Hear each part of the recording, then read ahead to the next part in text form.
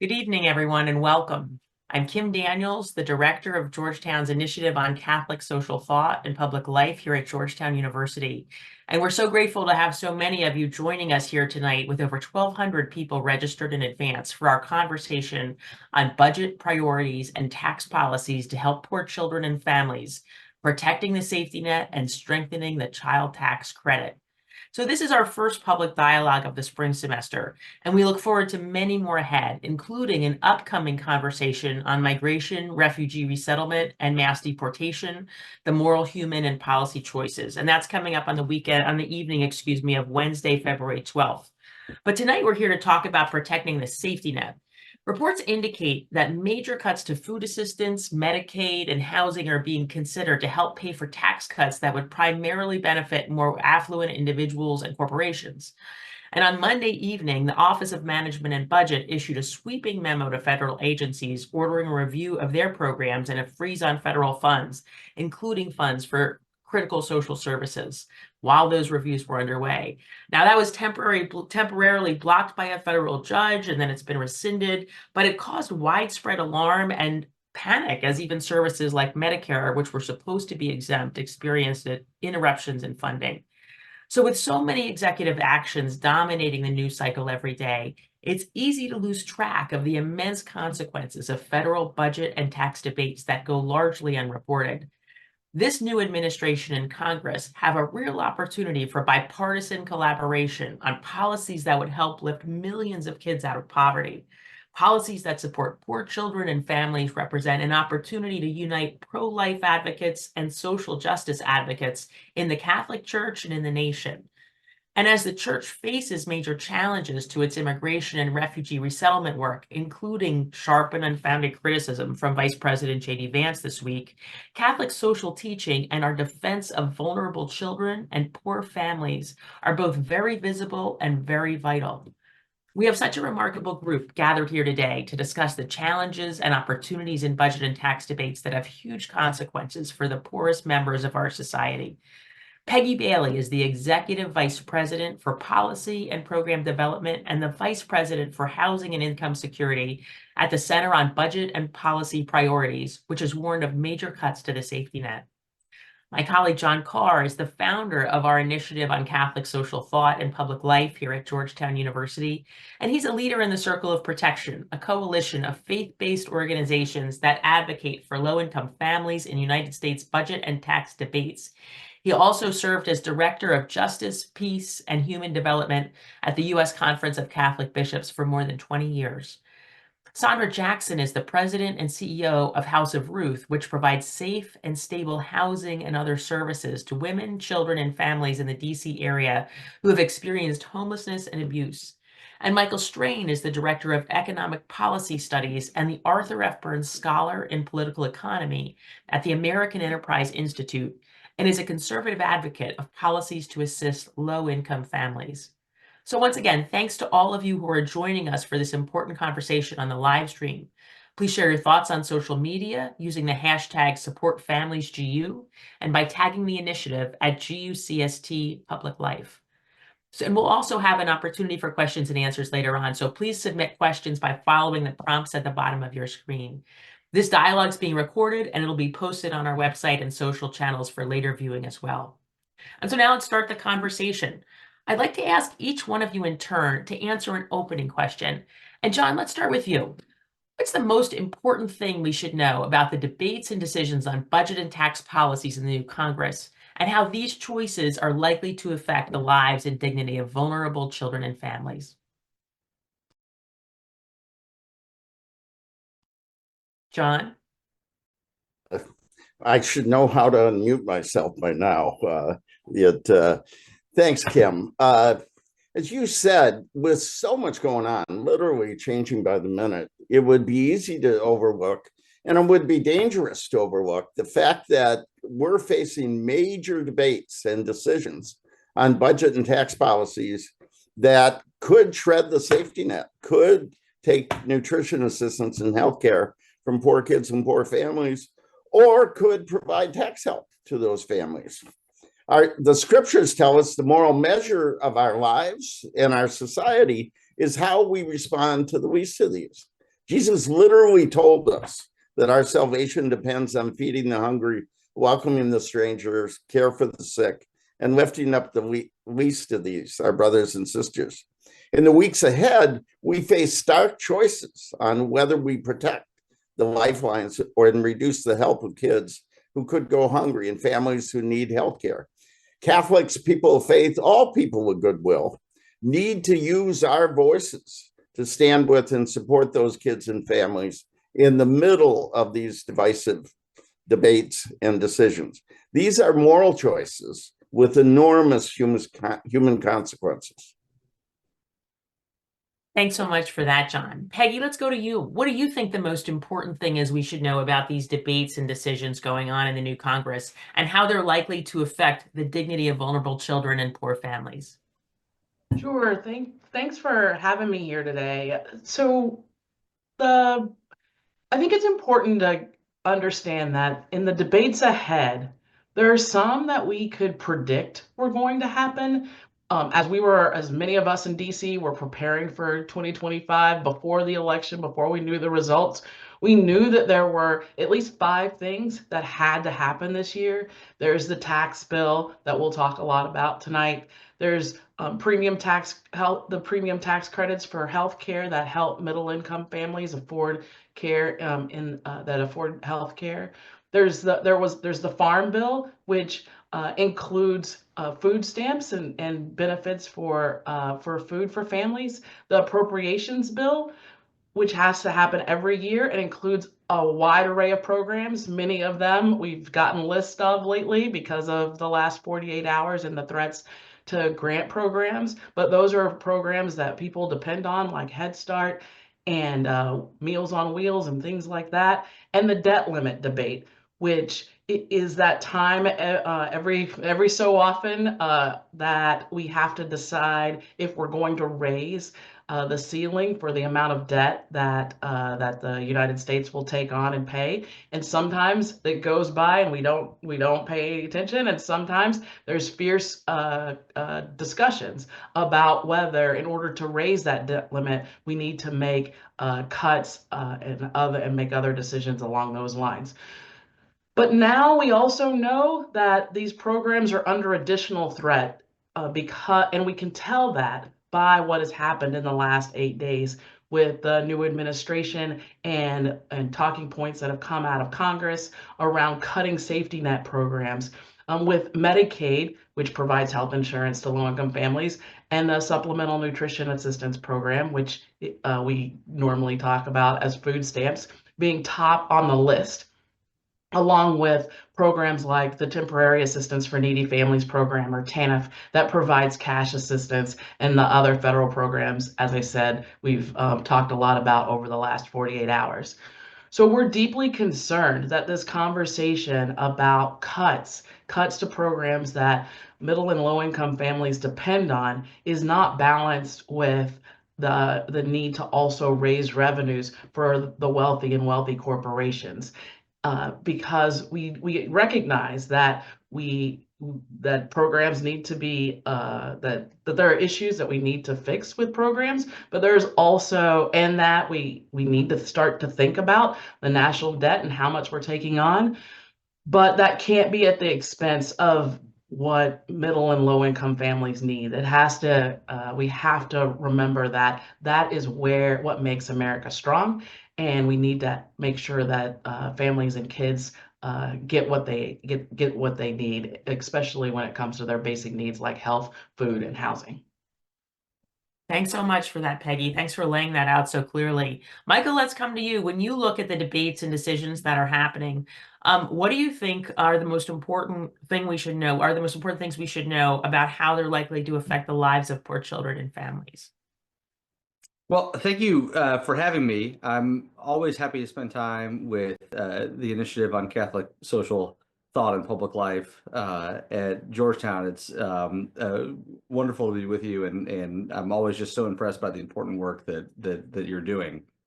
I would like to kind of build off John's observation earlier, which is that the budget of the United States government is a moral document.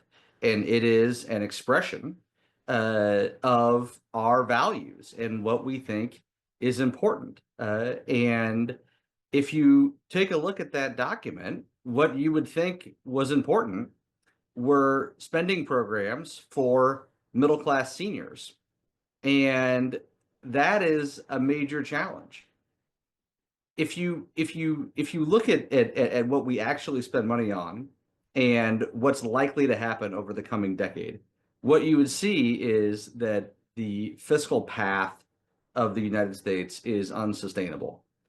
That we are running larger and larger deficits, that we are accumulating an enormous amount of debt. And so I understand the impulse of many members of Congress to cut spending.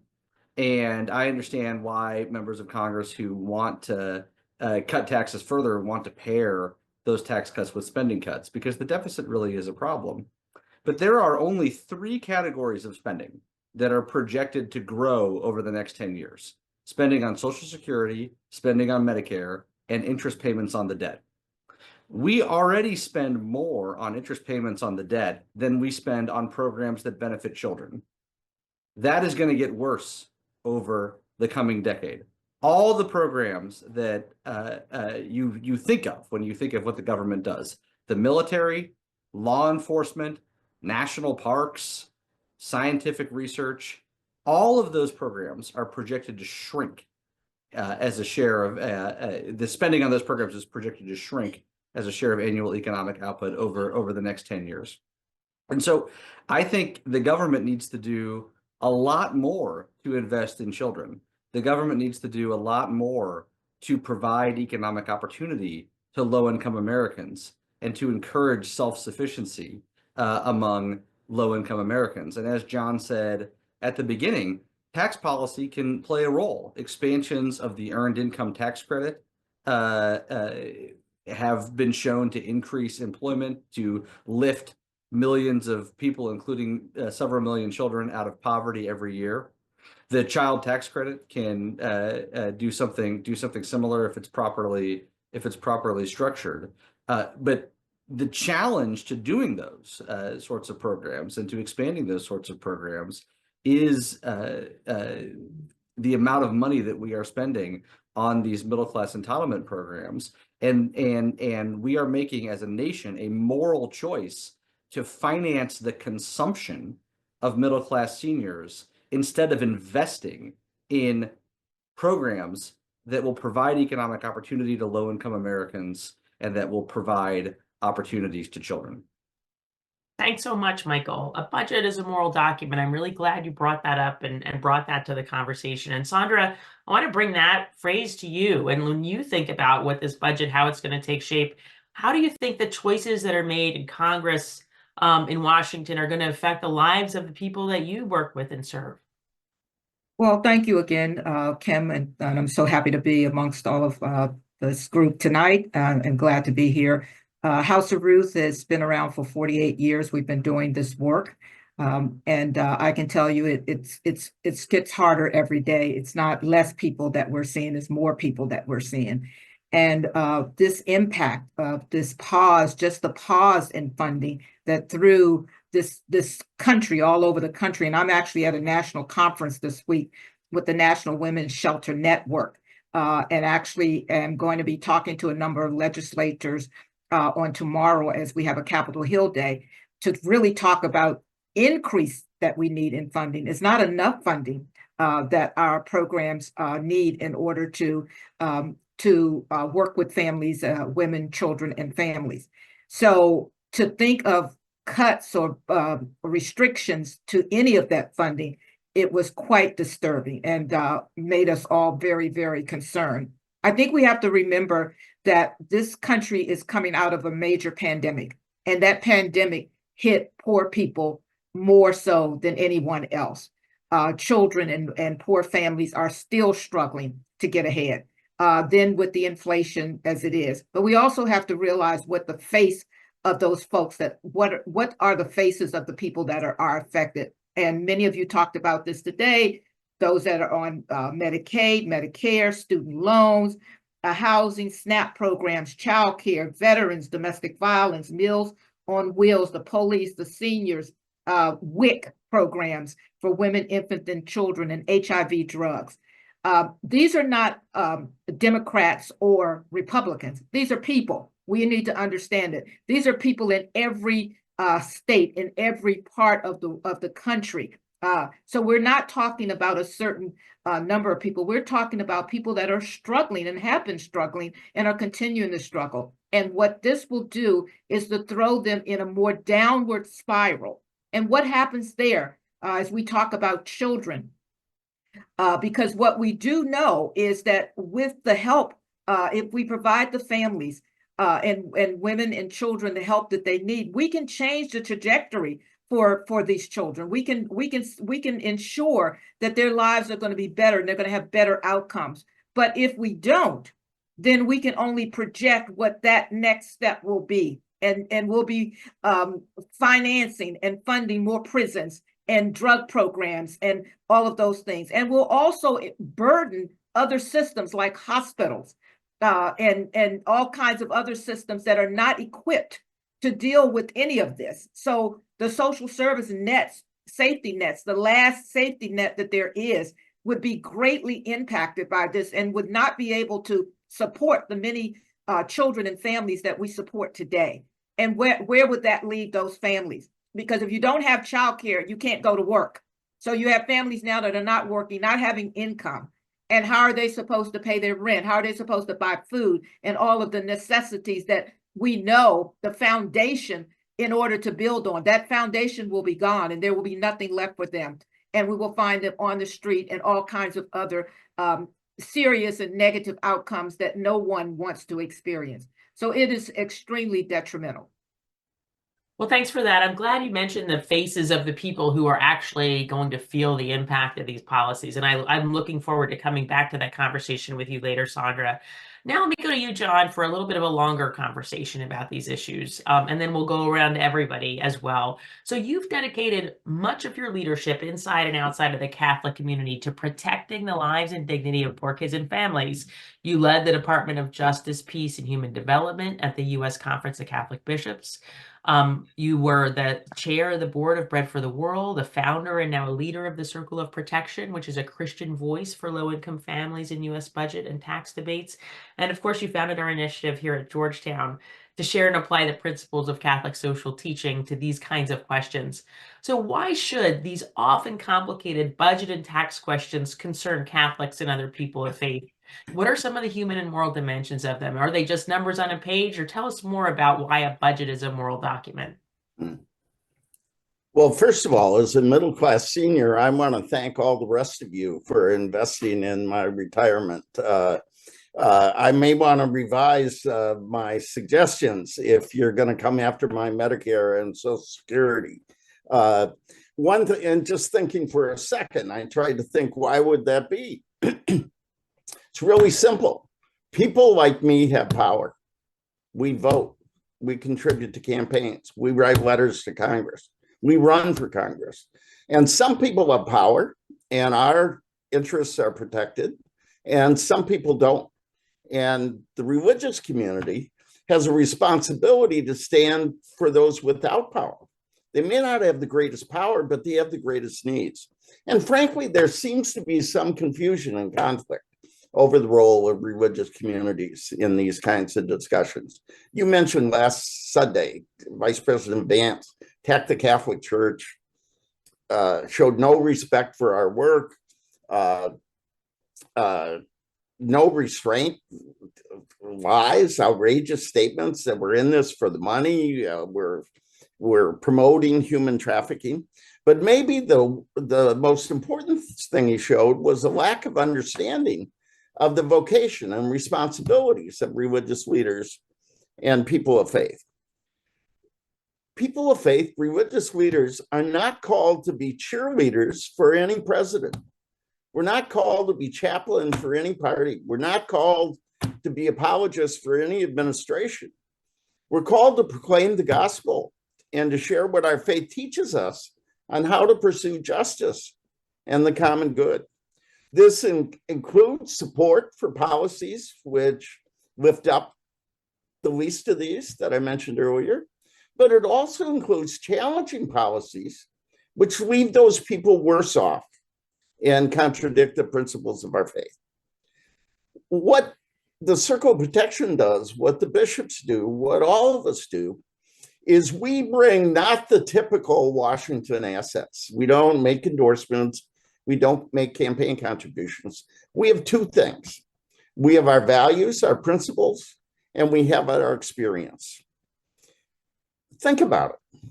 Who shelters the homeless? Who feeds the hungry? Who educates young people? Who welcomes immigrants? Who takes care of sick people in our hospitals, our clinics? These are not issues for us. As Sandra said so eloquently, these are human beings, children of God. And we see them in our parishes, our schools, our hospitals, our clinics, our shelters, our food pantries. We know the pain of a parent who runs out of money at the end of the month. We know how horrible it must be if you can't take your kid to the doctor when she's sick, when you can't buy new shoes for school or Christmas presents. So our faith and our experience brings knowledge, urgency, and I would argue responsibility to this debate. We have the same rights and duties, no more, no less than any other voice, any other group on these debates on taxes and policies, because this is about who gets hurt and who gets help, who moves ahead and who gets left behind, and who we are as a nation. Well, John, thanks so much for that. And I think, it really, I'm sure it resonates with people watching this. And I know that we all seek to bring these biblical values. We seek to bring the principles of Catholic social teaching to these debates and conversations. Can you give us some more specifics on the kinds of criteria we should use to assess the budget priorities and tax policies that we'll see come forward in the days ahead? How do we actually approach it? How do we think about that in a practical way? Yeah. It's important to remind her this didn't start with Trump or Obama or Clinton. This is as old as the prophets. They called us to stand with the widow, the alien, the orphan. In my parish last Sunday, the gospel reading was Jesus in his hometown synagogue in Nazareth, where he began his public life. And he chose these words from Isaiah. He said, "The Spirit of the Lord is upon me, sent me to bring good news to the poor, liberty to captives, new sight to the blind, and set the downtrodden free." That was his mission on earth. That's our mission today, every day in our lives, but also in our public mission. What does it mean to bring good news to the poor, offer liberty and sight, to set that downtrodden free in the middle of a budget and tax debate that is going to shape our nation for the future? I would suggest it's not a call to silence, not a call to indifference, not to lifting up our partisan or ideological loyalties, especially if they contradict these values.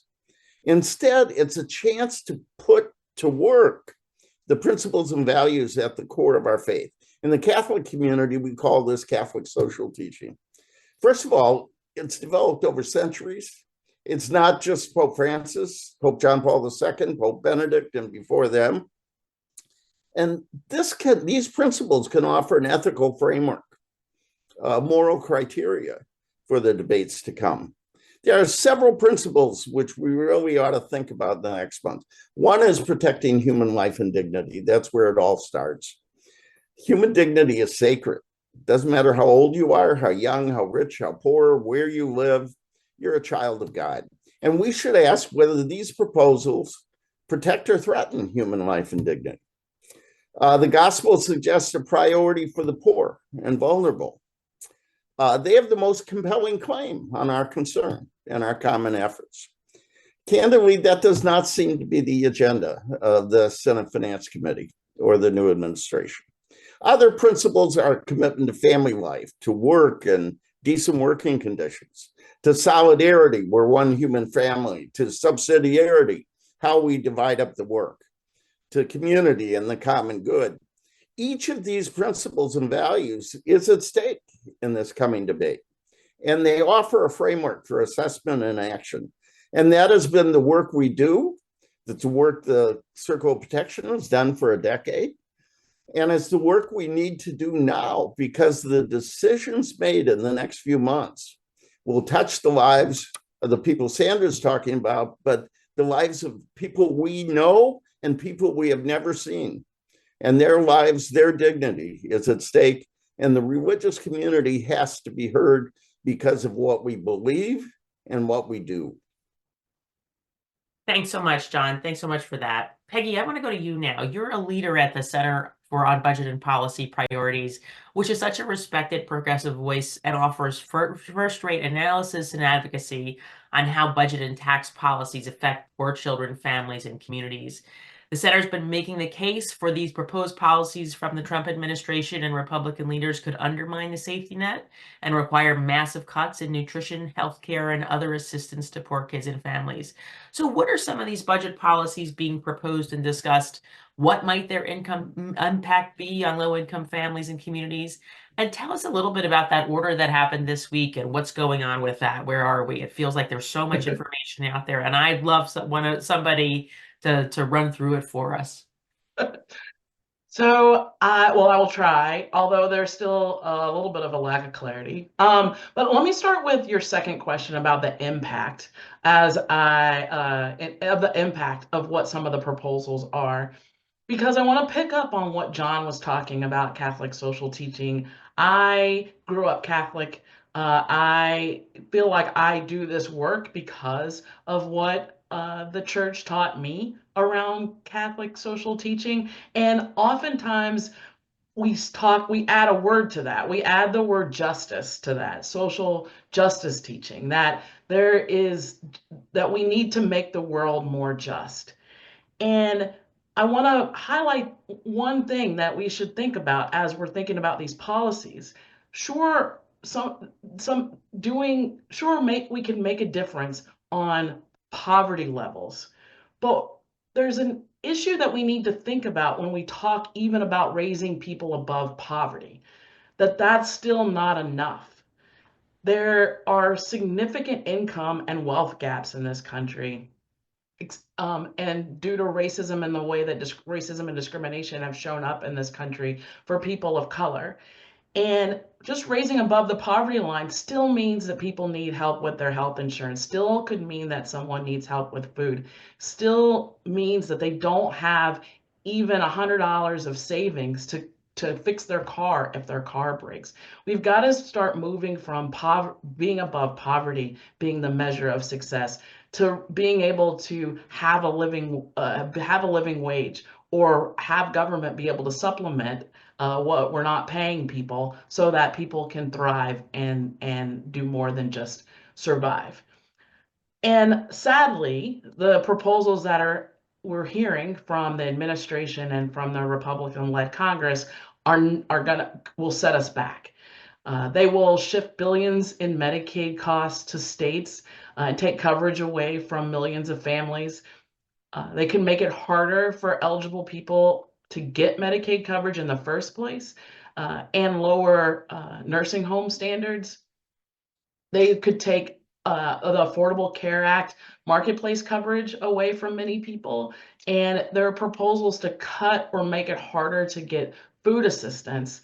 And then leading into your last question, the administration showed that they could cut many other programs that people depend on. So for folks who have other jobs and don't have to follow this 24/7, let me see if I can summarize what's happened. What's been happening over the last 48 hours. So Monday evening, around when I was making dinner and pouring myself a glass of wine, we found out that the Office of Management and Budget, which is part of the administration, had sent a letter to agencies putting a pause on federal grants and loans. They explicitly said that excluded Medicare and Social Security. So John, your Medicare was going to be safe. They said that, but otherwise it was pretty vague on what was going to be included. And they said that this was Monday, and they said that on Tuesday at 5 p.m., funds were going to be cut off. So there was a flurry of activity to figure out what, and the benchmark and the reason for this was so that agencies could pause funding while they evaluated these programs against some of the executive orders that were released at the beginning of the administration, particularly ones that dealt with transgender, the services that transgender people could have access to, and that diversity, equity, and inclusion, and also climate, among a couple of others. So then on Tuesday, so then we all roll into Tuesday, hit the ground running, make sure that the press is talking about this. You heard members of Congress, and this was bipartisan concern about these sweeping changes. In the middle of the day, the administration further clarified that they did not mean things like food stamps, they didn't mean rental assistance, they didn't, and tried to clarify that, but that still left a litany of federal programs that still might be on the chopping block. We also could tell that either due to the stress systems being stressed or premature shutdown. I want to believe that it was the systems being stressed. HHS programs could not draw down funds even before 5 p.m. yesterday. I know HUD couldn't, and several other programs. And so that led to even more concern. About just before 5 o'clock yesterday, so nonprofit groups brought legal action against them. Right before 5 o'clock, a judge put in an injunction until Monday, and then today, today the White House said they're pulling back the letter itself, but that cuts may still, but agencies are still reviewing the programs per the executive orders. We think that means that things are okay for now, but we're still parsing through exactly what it means that they pulled back the letter, and if the intent is then to just see how agencies adhere to the executive orders. So more to come. But as we think about our goals for this new administration and the Republican Congress, we want to either stop things from happening, delay things from happening, and mitigate things from happening. We see this as a success in delaying bad things from happening. Well, thanks for that. I appreciate that explanation. Let me just quickly come back to you on, we're talking about tax cuts a lot, and we've been hearing a lot about them. How are those proposals driving this debate, and what is being proposed, and what could that mean for the poor children and families we're talking about? So we don't know specifics yet. We expect to find out a little bit more maybe next week when we think that a budget reconciliation process will kick off, and budget reconciliation is an inside the beltway thing. But what it's the type of bill where we're dealing with revenue and spending issues. Primarily, can't make a lot of programmatic changes in a reconciliation package. And the key piece of reconciliation is that it only requires 50 votes in the Senate. We expect that process to kick off next week. So we don't know we'll know more next week, but we're really concerned that in that process, that will be the opportunity for some of these cuts and programmatic pieces. But then there are conversations about more cuts for the wealthy and for corporations, and not much of an accounting for what that impact is on the federal debt, and definitely no conversation around what that means to how that threatens investments for poor families and kids. Wonderful. Thank you so much for that, Peggy. I appreciate it. Michael, let's come to you now. So you're an economist, you're a public policy analyst at the American Enterprise Institute. You're also a committed conservative and Catholic and a longtime friend of our initiative. You've participated in a number of our dialogues. How do you assess the policy choices that we're facing right now? And what does your analysis indicate regarding how these proposals will affect poor children and families? Well, I think if I had to sum up my view of things in one word, it would be uncertainty. This is a difficult process. Peggy alluded to, or Peggy described, excuse me, a lot of it. Right now, Congress and President Trump don't have a legislative strategy to enact their agenda. And so, literally starting at square one, despite 2 meetings between the president and leaders of both chambers in an effort to craft a legislative strategy, they have yet to secure one. After they secure one, they're going to have to decide under the process of budget reconciliation, as Peggy mentioned, how large to expand the budget deficit, how much additional borrowing they're going to authorize, and that's going to be an important decision. They are quite likely going to want to cut taxes in excess of any amount of borrowing that they authorize for themselves. And so they're going to have to pair those tax cuts with some spending cuts. And they are looking at a variety of spending cuts. They're considering a whole bunch of things. Some that they're considering would not affect poor people disproportionately. For example, a program that almost surely will be on the chopping block is a program that gives a $7,500 check from the government to anybody who buys an electric vehicle. That's a program that disproportionately accrues to middle class and upper middle class households. Low income Americans aren't buying a lot of EVs. And so they'll get rid of that program and use that to finance some tax cuts. But then, as Peggy said, they're also looking at reductions in safety net programs. And it's hard to say, but it's hard to say what will happen, particularly since some of these programs are administered jointly with the states. But I suspect that they're going to try to cut some money for low income programs and use that to finance tax cuts. There's going to be a big debate about whether to increase spending to low income households. There are some Republicans, including the vice president, who have expressed support for expanding the child tax credit, including expanding the portion of the child tax credit that goes to households with no tax liability or with just a little bit of tax liability. So those households would get a check from the government.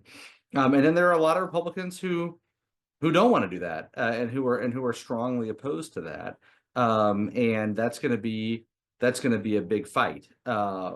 It's possible that food stamp benefits get cut by a smaller amount than the child tax credit gets raised, and low income households could use some of that child tax credit funding to purchase food, for example. So I think it's a little early to make any definitive statements about how this is going to end up.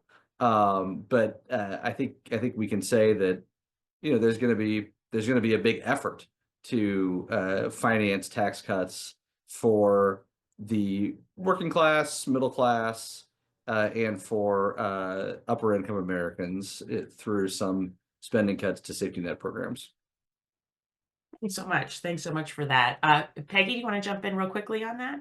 Yeah, just really quickly, one thing I think we should have explained is that part of the reason the tax, in addition to it being a priority of the administration and Congress, part of the reason why the tax bill is front and center is because there are some expiring tax cuts from the 2017 tax bill that passed during the Trump administration. And so there are some of those things like the estate tax, the standard deduction, things like that that are also on the table that we know at least will be debated. We don't know where the priorities lie, but I just wanted to make clear that there are some pressure points that you'll hear about in the news when it comes to the tax bill because of what could expire if they're not dealt with this year. Thanks. That's helpful. Thanks for that clarification. Michael, let me just come back to you with one other question. So we're in a post-Dobbs world right now, and there's been talk among some in the pro-life movement about leading that effort with help for women and children in need.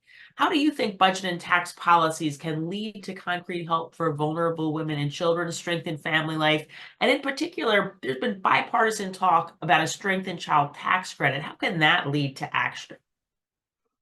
Well, I think the answer to your question would be an expansion of the child credit. One idea that's been discussed is allowing households to be eligible for the child credit in the year before a child is born, as a way to provide some financial assistance to low income households.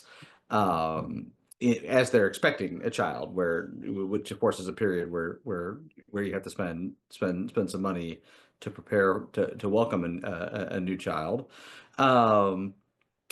So that's, kind of moving the window 1 year earlier would be one way to do it, and then expanding the amount of the credit, and allowing households without any tax liability, and households who don't have any earnings, to be eligible. I think to zoom out a little bit, we have and Peggy mentioned this, the impetus for all of this is that many of the tax cuts, including the tax cuts for individuals that were enacted in 2017, are set to expire in 2025. There is broad bipartisan consensus that they should not expire. Vice President Harris wanted to extend all the Trump tax cuts for households. President Trump wants to extend all the tax cuts for households. And so we have a situation in American politics where Democrats want to raise taxes on the top 1% or the top 2% of households as a way to finance additional spending, but they don't want to raise taxes on the bottom 98% of households. Republicans don't want to raise taxes at all on anybody. They just want to cut spending on safety net programs. And both parties agree that the actual drivers of our deficit, if you look over the next 10 years, about 80% of projected increases in spending come from Medicare, Social Security, and interest payments on the debt. Nobody wants to touch those. So Republicans and Democrats agree you can't touch the programs that are actually growing in terms of spending, and you can't cut taxes on the bottom 98% of households. That's an enormous amount of agreement. And to reference John's comments from earlier, the Catholic Church is quite clear that our priority needs to be the poor, and neither party wants to make the poor their priority, and we need to reorient around a better set of priorities in both parties.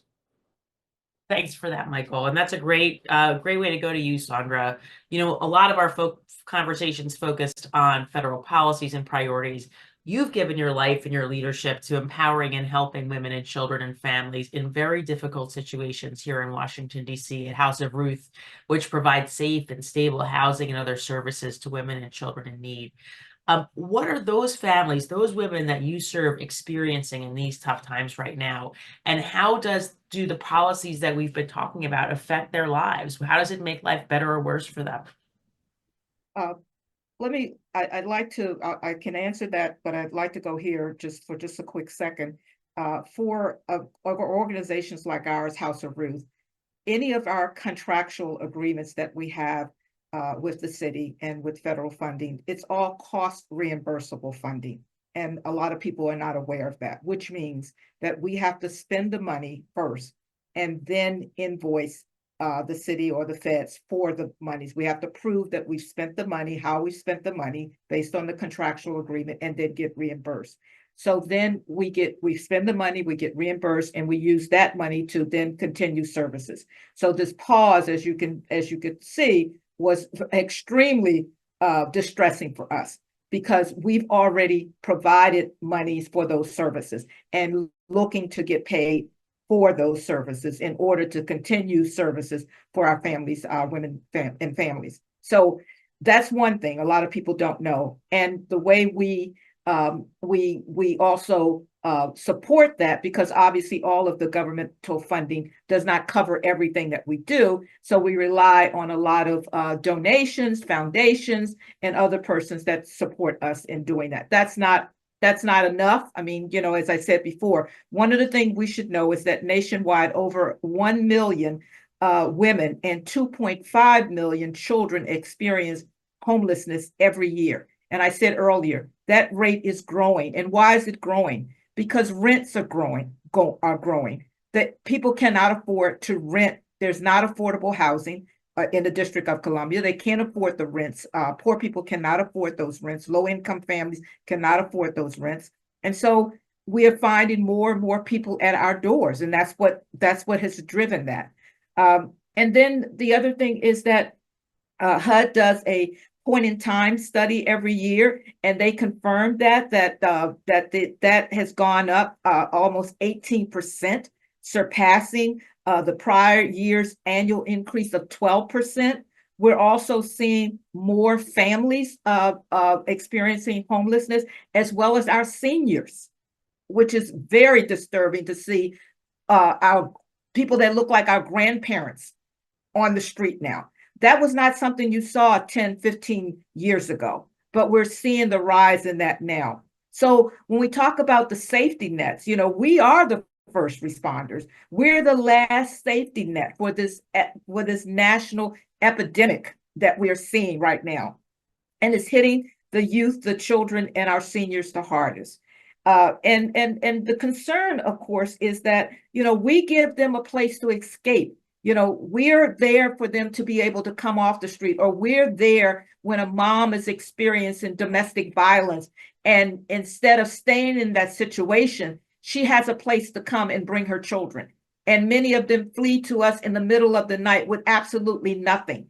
And so we provide the housing, we provide everything that they need, because when a situation like that occurs, she doesn't have time to gather everything. She doesn't even have some of the credentials, her children's birth certificates and social security cards and all of those things that, you know, she needs. So we're now helping her to get those things so we can get the kids enrolled in school and get their health, you know, certificates and all of that, and get people back on their feet.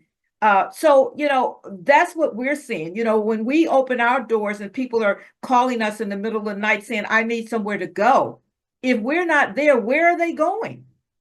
That's the practical side of it. Where are they going?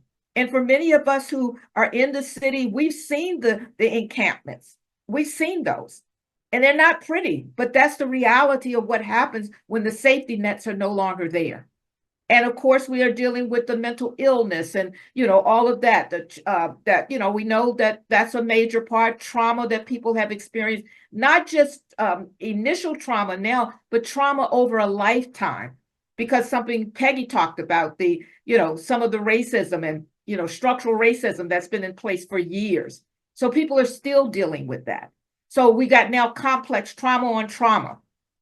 And what are they to do? What are they supposed to do? And if we're not there, organizations like House of Ruth and many of the other great organizations in our city, what are we supposed to do? What are they supposed to do? Thank you. Thanks so much for that, Peggy.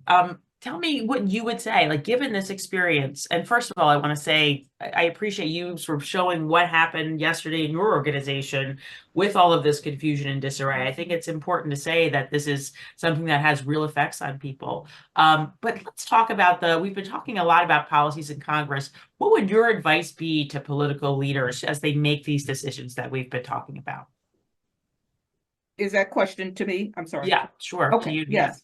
Well, I would ask them to, first of all, I would really like to, and, you know, as I said, we're going to be on Capitol Hill tomorrow with the National Women's Shelter Network. And we're meeting with various legislators across the country. So that's what we're branching out to do. And so what I want to do is to be able to show them the face of these individuals that are being impacted. Because I think sometimes when you're just looking at numbers, you don't know what the faces are behind those numbers. And there are real people behind it. So we've got great impact stories that we want to talk about, who these people are that show up in the middle of the night. What happens to them if we're not there to answer them? if we're not there to help them and to support them and care for them. And then we want to talk about what have been some of the very successful outcomes, because we have been there, and how families have been able to, as Peggy talked about, not just survive, not just get above the poverty, but thrive and go on to be great citizens and great taxpayers and contribute to society. That's what we should want. That's what I want for my family. That's what you want for your family. So I would like to just help them to consider that the families that we see, they're just like our families. They want the very same things. They want their children to be successful. They want their children to succeed. They want the things that we want. They don't want anything different, and they don't want handouts. That's not their desire. They would prefer to be able to take care of themselves and be independent, but they just need a little help and a little support. That's what we're talking about. And if we do that, then we will have people that will transition out of this and into a way that they can thrive and be on their own and come out of the system. But if we don't, then we will continue to have this revolving door, and they will show up on other systems. So we just shift them from one system to the other. Thanks so much for that. I appreciate it. Now we're going to go to questions from our audience, and we have a bunch here. And John, I think this one is for you. Particularly given your experience at the U.S. Conference of Catholic Bishops and leading its engagement on the Hill, what do you think the biggest challenges are to aligning the moral principles you talked about, our responsibility to care for the poor that we've talked so much about tonight, with the political feasibility of passing effective legislation? How do you balance those two things? Well, well, as I tried to say earlier, we have the principles, we have the experience. There are a lot of us, millions, tens of millions of Catholics. We need to get our act together. And part of what we need is, we don't need new principles. We need greater urgency. We need greater priority. And we need more visibility. We can make our case. I remember a time like this a while ago, when there was going to be across the board budget cuts that would hit Medicaid and food stamps and everything else we've been talking about. And the Circle of Protection went to the White House, and we met with President Obama. And I think it was Bishop Ramirez who said to him, you're a Christian, you read the Bible. In my Bible, it says, whatever you do for the least of these, you do unto me.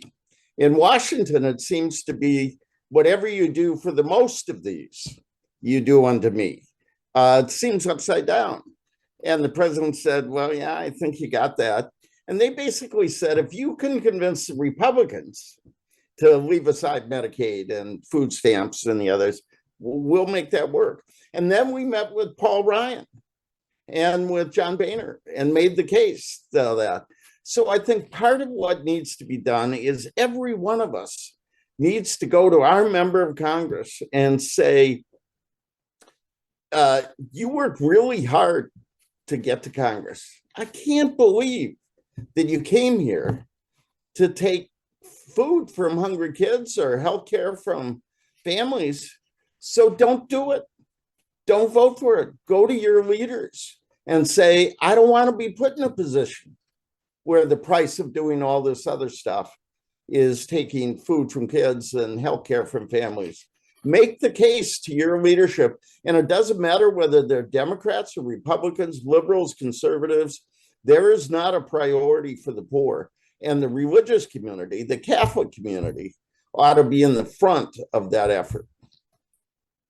Thanks so much. Peggy, we're getting a lot of questions about the child tax credit. And Mike, we've heard from Michael on that a little bit. I'd love to hear from you a little bit about what you think the sort of priorities around the child tax credit are, and maybe explain a little bit. How long can a family take advantage of the child tax credit right now? When does a child no longer provide? A family's when to sort of no longer allow someone to be eligible for the credit? You know, just describe for us what you think would be a good policy around that credit. Well, I think, let's see. So the child tax credit, like most policy that goes to low-income families, is a little complicated. I think the key piece that's important to understand is, without it being refundable, it doesn't reach the poorest families. And we learned that during the pandemic when we made changes to the child tax credit so that more families would be able to have access to it. And it helped. It was one of the tools that helped us reduce poverty amongst children almost by half. And sadly, we haven't been able to continue those changes to the child tax credit that we created during the pandemic to make sure that it continued to have that kind of reach. And so it is a key piece, and we're hoping that there are ways to make this bipartisan as well, that to help understand, and it has been bipartisan in the past, I should say, but to make sure that it's a high enough priority with the administration and Republicans in Congress, that it has to be a component of whatever tax measures move forward in the reconciliation process. We've heard even throughout the campaign that there were conversations that the child tax credit got mentioned. This is a place to lean into, as John was calling on people to do, to show in a place where there is room for agreement. Wonderful, thank you. Michael and Sandra, I'm going to come to you each with a question now. We're getting close to the end of our hour together. Michael, for you first, this seems like one for you. Can you point to any examples of past successes by Congress working together in this area, past bipartisan successes that you think should be followed up on again? Yeah, I think the first one that comes to mind are expansions of the earned income tax credit, and I guess the creation of the credit in 1975. This is an earning subsidy, so it is a check that goes to low-income households to supplement their labor market earnings. So you have to be working in order to be eligible for the credit, and it's very well targeted. You have to be a low-income household, and this is a program that has bipartisan support. John mentioned Speaker Ryan and President Obama. During President Obama's presidency, both Speaker Ryan and the White House presented nearly identical plans to expand the earned income tax credit, and so this not only has historic bipartisan support, but it has relatively recent bipartisan support as well. There's been a lot of evidence, including some work that I've done, that expansions of the earned income tax credit increase employment. And so, one of the things that we worry a lot about is how best to help the poor. If you give certain subsidies to low-income households that can keep them out of the labor force, is that really helping them over the longer term? That's an important debate to have. The earned income tax credit has been shown to increase employment, and so that's not that debate doesn't need to be had about the EITC. It lifts households out of poverty because it's a check that goes to low-income households, and it increases employment, and so that would be a great place. One of my great disappointments about the 2017 reform is that despite Speaker Ryan's involvement in that, Congress did not take the opportunity to expand the EITC, and it wasn't really even a big part of the debate. And so hopefully we can do better in 2025, although I would not bet on it. Okay, well, thanks for that.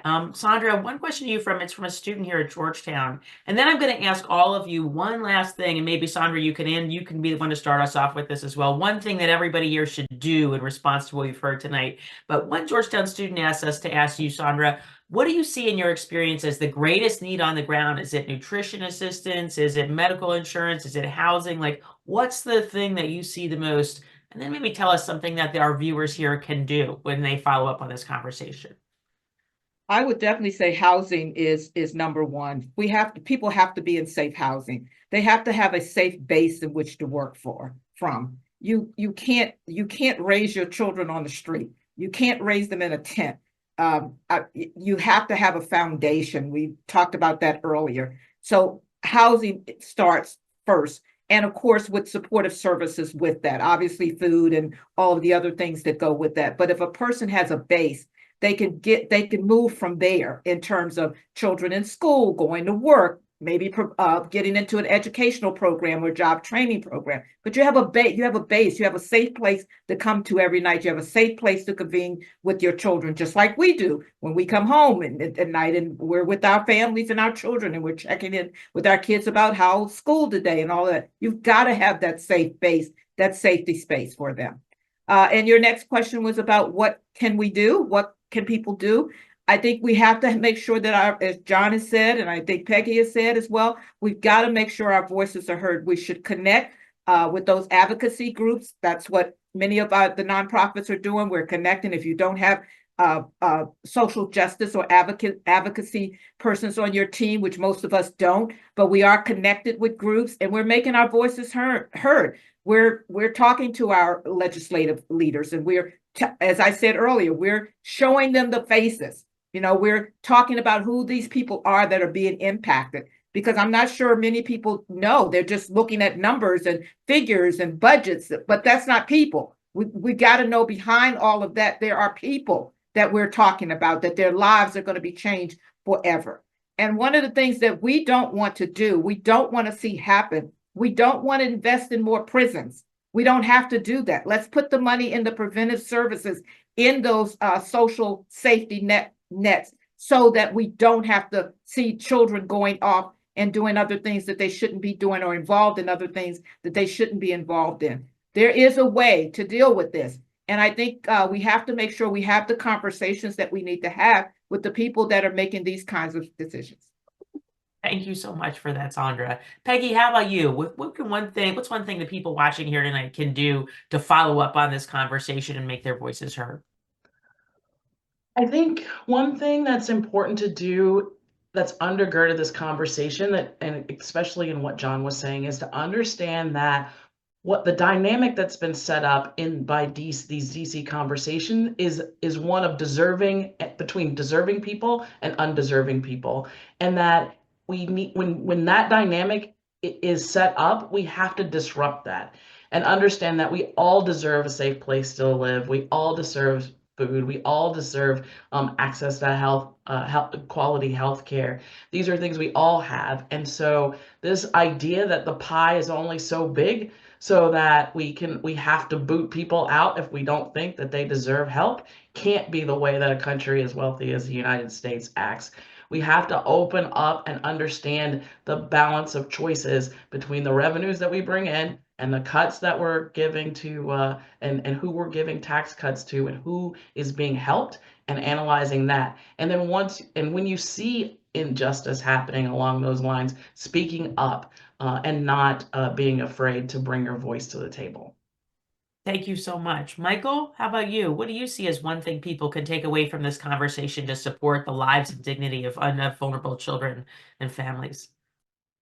Well, I would pick up on something that John's said a couple of times. The Catholic Church has an incredible, thoughtful body of work on the role of government in the economy, the role of government in people's lives, the role of the laity in promoting the common good and establishing justice, and on the way to think about these issues. And I think that a lot of people, we're a very kind of tribalized society, very partisan and polarized, and that's the way that a lot of people enter these debates. What do the Republicans say? What do the Democrats say? How do I evaluate that? I would encourage Catholics to spend some time looking at the way the church suggests that Catholics enter these debates. And that can be a way to really exercise faithful citizenship and a way to influence the political process. We should be bringing our whole selves into these debates. And if you're motivated if you're motivated because of a political party or a special interest, that's fine. That's a perfectly acceptable motivation. It's also acceptable for Catholics to take their motivation from their religious faith. Thank you so much for that. John, I'll give you the last word. What do you think people should take away from this conversation? End the silence. No one's talking about people at the bottom. Our faith calls us to look at these decisions from the bottom up, and that's not happening. End the double talk. When the Republicans met this last few days and they came out and said, we're going to take 50 billion from here, 100 billion from here, and 50 billion from there, there is no way that is not going to involve pushing people off programs that provide food for their kids and healthcare for their family. And we ought to just be clear, there is no mandate for that. Donald Trump campaigned on a lot of things, and we're going to discuss a lot of those in the weeks ahead.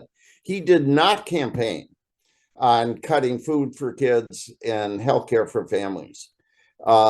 So what if what united the Catholic community? We have lots of divisions. What if we have different priorities, pro-life, social justice, climate, all that?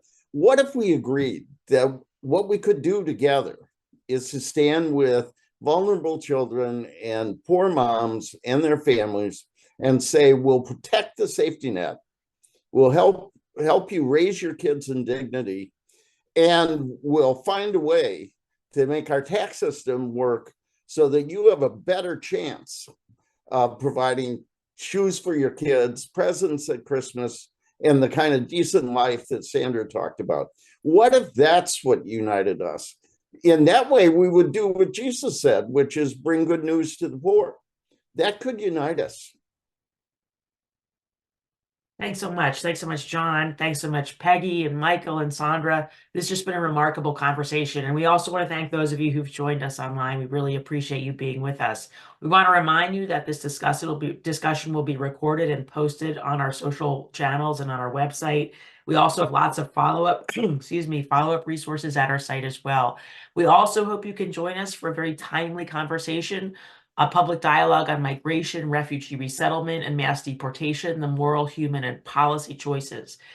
This in-person and live stream dialogue will take place on Wednesday, February 12th at 6 p.m. here at Georgetown in person and online.